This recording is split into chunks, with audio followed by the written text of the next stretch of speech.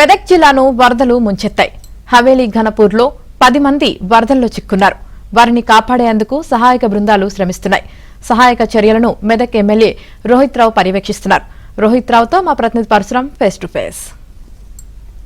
అల్పపీడనం మెదక్ జిల్లాను అతలాకుతలం చేసింది. నిన్న నుంచి కురుస్తున్నటువంటి భారీ వర్షాలకు మెదక్ జిల్లాలో వాగులు వంకలు అదేవిధంగా ప్రాజెక్టులన్నీ కూడా పొంగి పొరులుతున్నటువంటి పరిస్థితి ఉంది. మెదక్ జిల్లా మెదక్ నియోజకవర్గంలోని హవేల్ గన్పూర్ మండలంలో కొంతమంది వరద ఉధృతిలో చిక్కుకొని ఉన్నారు. ఇక్కడ ఉదయం నుంచి కూడా సహాయ చర్యలు కొనసాగుతున్నటువంటి పరిస్థితి.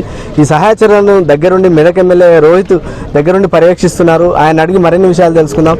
సార్ చెప్పండి, అసలు ఇక్కడ ఏం జరిగింది? హవేల్ గన్పూర్ సంబంధించి కొంతమంది వరదల్లో చిక్కుకున్నారని తెలుస్తుంది.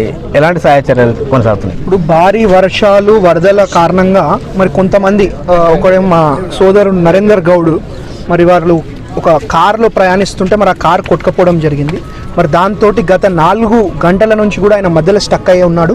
కాబట్టి తక్షణమే మేమందరం కూడా స్పాట్కి చేరుకొని ఎన్డీఆర్ఎఫ్ ఎస్డీఆర్ఎఫ్ సహాయ సహకారాలతో మరి వారిని మేము సురక్షితంగా మరి సురక్షమైన ప్రాంతానికి తీసుకురావడం జరిగింది. కాబట్టి ఇదే కాదు, ఇంకా అన్ని విధాలుగా ఏ విధంగా అవసరం ఉంటే ఆ విధంగా సహాయ సహకారాలు అందజేస్తూ మా మెదక్ నియోజకవర్గ కుటుంబ సభ్యులకు ఎవరికి కూడా ఎటువంటి ఇబ్బంది కాకుండా మేము చర్యలు తీసుకుంటూ ఉన్నాం. మెదక్ పట్టణంతో పాటు రామాయంపేట కూడా వరదల్లో చిక్కుకున్నటువంటి పరిస్థితి ఉంది.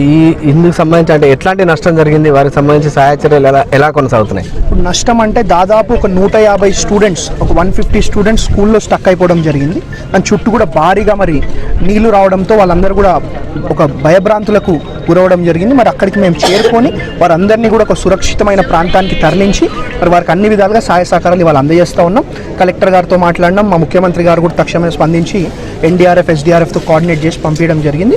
అన్ని విధాలుగా మేము సహాయ సహకారాలు అందజేస్తూ ఉన్నాం. ఇక్కడ రాజపేట తండాకు సంబంధించి కూడా ఇంకా 10 మంది వరకు బ్రిడ్జ్ పైన చిక్కుకొని ఉన్నారని చెప్తున్నారు. వారిని తీసుకొచ్చేందుకు ఎలాంటి చర్యలు తీసుకుంటారు?